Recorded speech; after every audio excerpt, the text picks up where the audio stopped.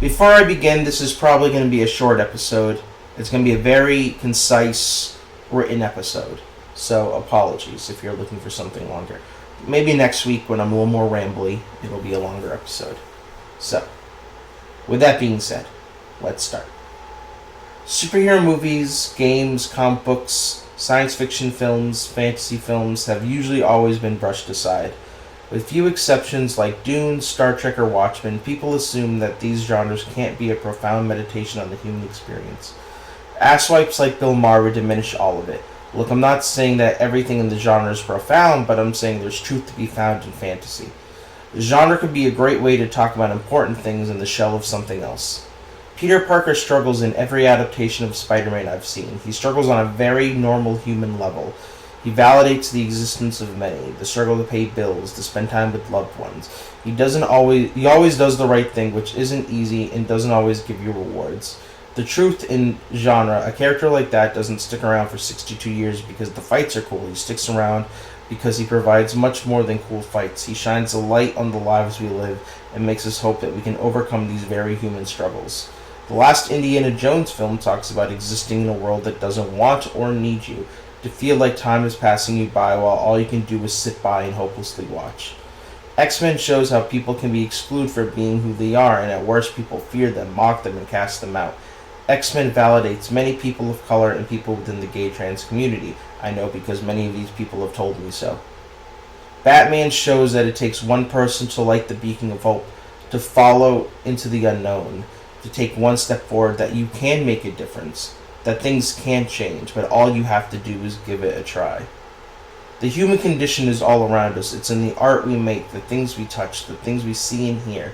To deny its existence in some mediums because they're not considered intelligent is sad. People don't have to like these things. I don't like dance. I don't get it. I find it boring. I find people flailing around doing twirls not interesting, but I would never deny its existence as a display of the human condition. That's just, I wouldn't. People put a lot of heart, soul, and passion into dance, but just because I can't click with it doesn't automatically assume that it's not valid. It's just not for me, and that's perfectly okay. What makes us human is that we tell stories, and these can reflect the world outside of our door.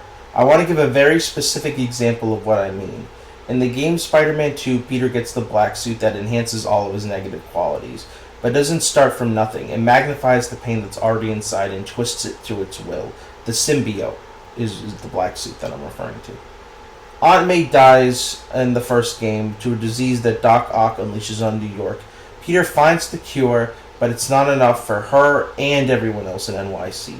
So he can't just give it to her. He has to make, copies of it. But if he gives her the cure, he uses all of it up. So he has to sit there and watch her die. He carries that in his heart for so long. His grief, his hurt. When Spider-Man 2 comes out and that story starts, he carries it around for all that time. He smiles, he jokes, he laughs, but he's still carrying that pain inside of his heart. When his friend tries to destroy the symbiote suit inside him, they find the pain that he carried for so long, his guilt that it was all his fault.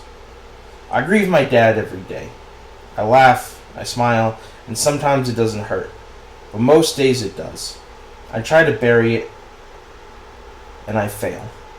I get so angry at myself, but this simple scene validated that. It showed me that it's okay to hurt, to carry it with us. We just have to try to move on.